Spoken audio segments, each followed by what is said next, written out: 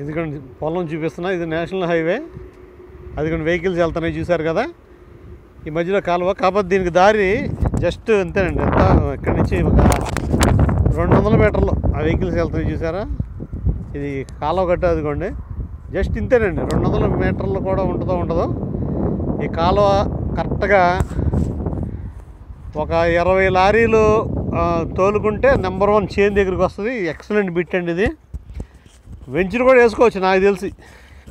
ఇది భవిష్యత్తులో ఇది మొత్తం వెంచర్ కింద అయిపోద్దండి. ఇది ఒక దాదాపు ఒక 20 సెంట్లు మెట్ట ఉందండి, పక్కన వంగ తోట కూడా ఉంది. ఇదిగోండి, ఇది మెట్ట ఒక 20 సెంట్లు మెట్ట ఉంది. ఈ చేను లోతుగా ఇదిగోండి ఆ తాడి చెట్టు వరకు ఉందండి, ఆ తాడి చెట్టు వరకు ఉంది. ఆ తాడి చెట్టు వరకు ఎకరున్నారండి, ఇది ఎకరున్నారా.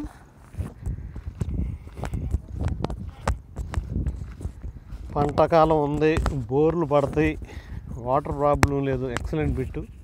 ఇదిగోండి ఇటు చూస్తే నేషనల్ హైవే, అది నేషనల్ హైవే అండి. అది ఆ వెహికల్స్ వెళ్తున్నాయి చూసారా, నేషనల్ హైవే.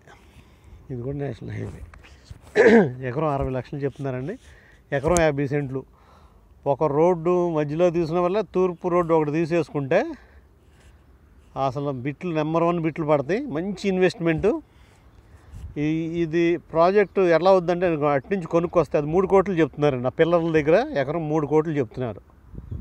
దీనికి మైనస్ చిన్న అది కాలువ గట్టు ఇది కాబట్టి ఈ రేట్ చెప్తున్నారు. దయచేసి అసలు చేయొద్దు, మంచి బిట్ అండి. మరిన్ని వివరాలకు నాకు కాల్ చేయగలరు. థ్యాంక్ యూ, నమస్తే. సురేష్ రామిశెట్టి, రాజధాని రియల్ ఎస్టేట్, 9603108027. Thank you.